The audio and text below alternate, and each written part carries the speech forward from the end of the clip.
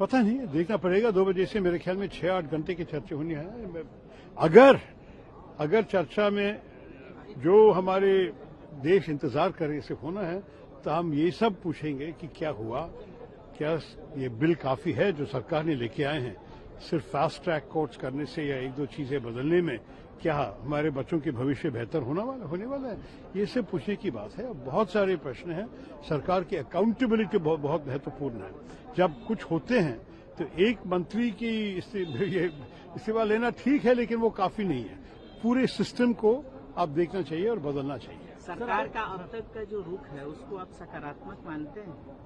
देखिए, अभी तो मैं ज्यादा नहीं बोलना चाहता हूं। संसद में चर्चा होगी, अब सुन लीजिए, देख लीजिए। सर, बड़ी बात यह है कि विपक्ष बार बार ये कह रहा है कि गृह मंत्री इंटरवीन करे, बताएं कि क्यों इस तरह की कार्रवाई हुई, पैलेट गन इसका इस्तेमाल किया गया, AK-47 बिहार में चलाई गई। क्या उस मांग पे आप लोग कह रहे हैं कि वो जो AK-47 चला है उसको सस्पेंड करवा दिया, लेकिन ये सब काफी नहीं है भाई। ये सब क्यों हो रहा है हमारे देश में?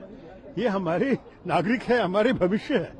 ये बच्चों के भविष्य के बारे में सोचना चाहिए और उनके लॉ एंड ऑर्डर की चिंता सबसे प्रधान रखिए। पुलिस को ऐसे इस किस्म के जो कुछ वो लोग किए हैं उसको करने का ऑर्डर देना बहुत गलत बात है। तो किसने ये ऑर्डर दिया, क्यों किया, ये सब सोचने की बात है। हम चाहते हैं कि पार्लियामेंट में, संसद में आके गृह मंत्री और सरकार हमें बताइए साफ साफ कि क्यों कर रहे हैं, क्या कर रहे हैं।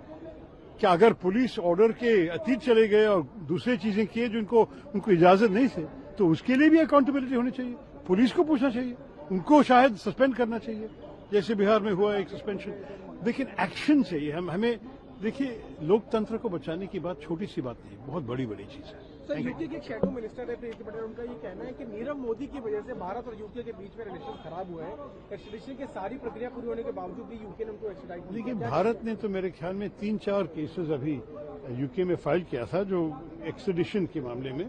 मतलब हमारे देश में जो केस के जवाब देने के लिए लोग आना चाहिए, वो लोग यूके में क्यों उनको सेंचुरी मिल रहे हैं, क्यों वहां रहते हैं, यही प्रश्न हम पूछ रहे थे। और यूके बोल रहे हैं कि उनके सिस्टम में उनको यहाँ भेजना मुश्किल है, हमारे देश के जो जेल सिस्टम है वो लोग उससे संतुष्ट नहीं है। ये सब कह के एक बहाने के बाद ये लोगों को वापस नहीं भेजे हमारे देश।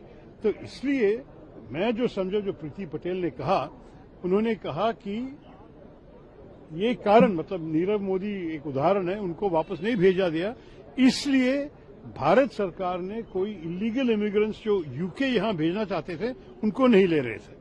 अभी सरकार की तरफ से मैं जो जानता हूं वो कहते हैं हम इलीगल इमिग्रेशन को कभी सपोर्ट नहीं करेंगे।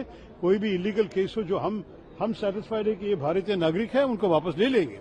तो अभी इस चर्चे में मुझे कोई लेना देना नहीं है। सिर्फ बात यह है कि जो हमारे देश से उस देश में बैठ के खुशी जीवन बना रहे हैं, ये जो फ्यूजिटिव्स कहा जाता है अंग्रेजी में, उनको यहां वापस ले आना बड़ी जरूरी है। उसमें तो नेचुरली यूके सरकार की सहमति